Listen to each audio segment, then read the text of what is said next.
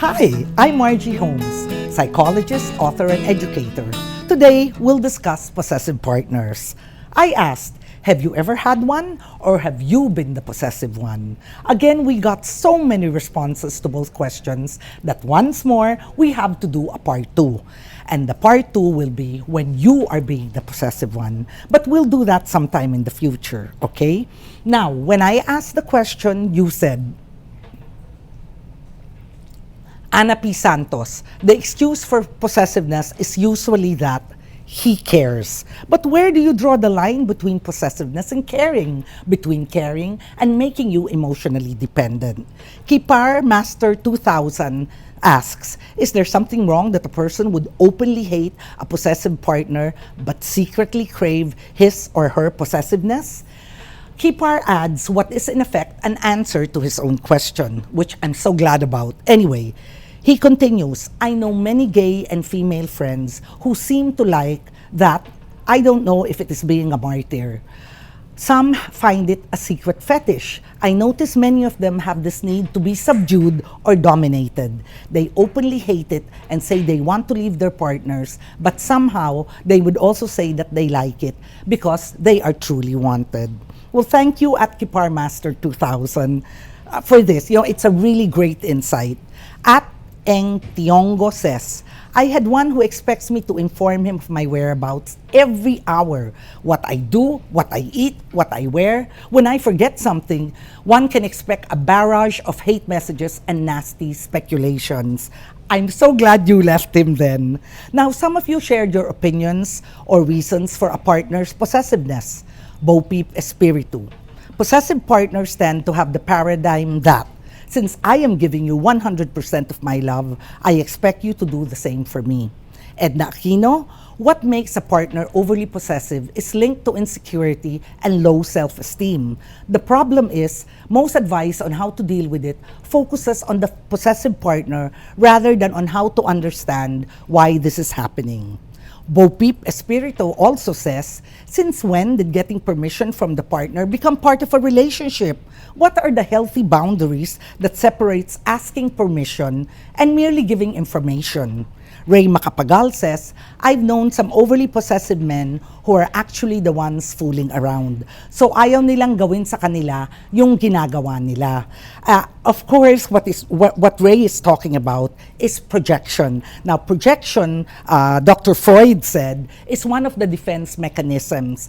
What it means is the qualities in yourself that you don't really like, you tend to ignore or you tend to make an excuse and feel you are not the one who feels this way, but your partner is the one who feels this way. Therefore, if you fool around, what you are saying is, that this person is. No, that's one projection. And sometimes there are really people who they make as their excuse, maglolo ko naman yan eh. So,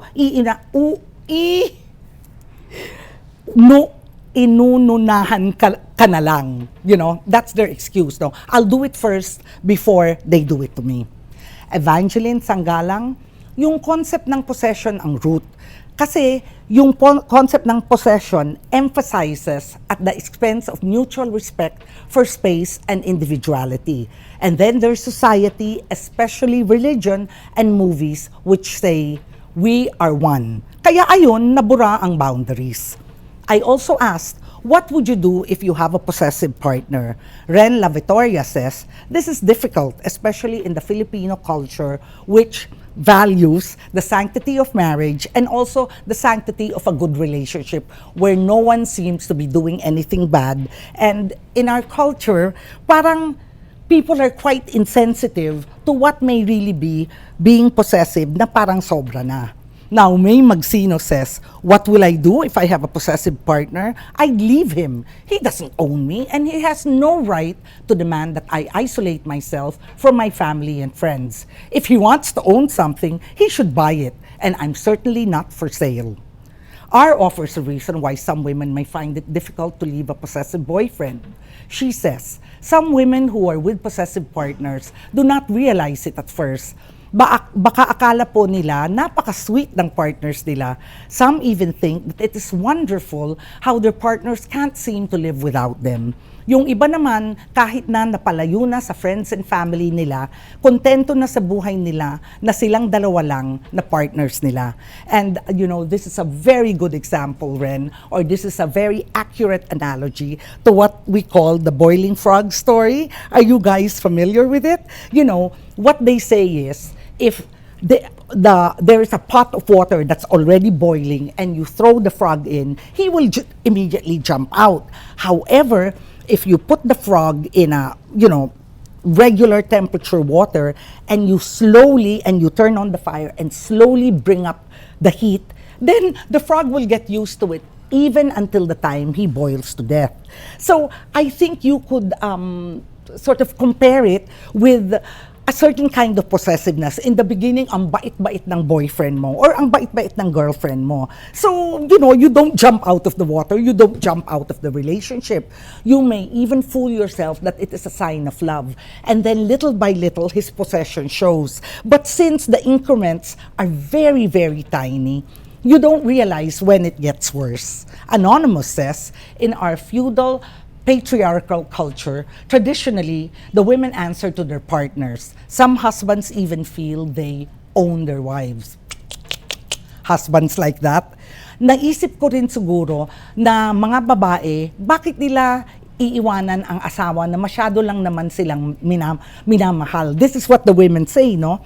I'm guessing that if these women open up to their friends, maliit ang chance na may magsasabi sa kanila, your husband seems possessive.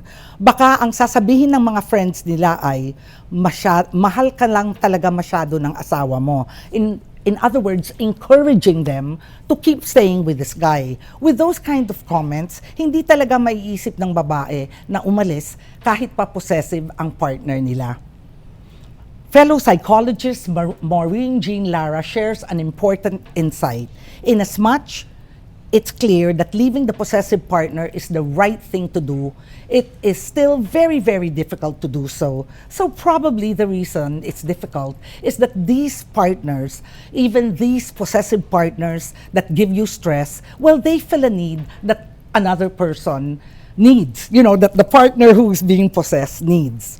In other words, the people we choose to be with and the reasons we stay with this person say things not only about your partner's aggression and uncontrolled jealousy, but they also say things about yourself. Now, I hope you know me enough to trust that I don't mean this in a judgmental, finger-pointing way. It's just that it is easier. Oh no, I take that back. It is certainly not easier, but it becomes less difficult to leave when you accept that you too contribute to your situation, because what happens is then you see it from a larger perspective. If you realize that you contribute to your situation, to what is going on, therefore you can also uncontribute to your currently bad situation and start contributing to what will be in the itty-bitty future or in the long future a freer, more real present life. Remember, as our national hero Jose Rizal said, there are no tyrants without slaves.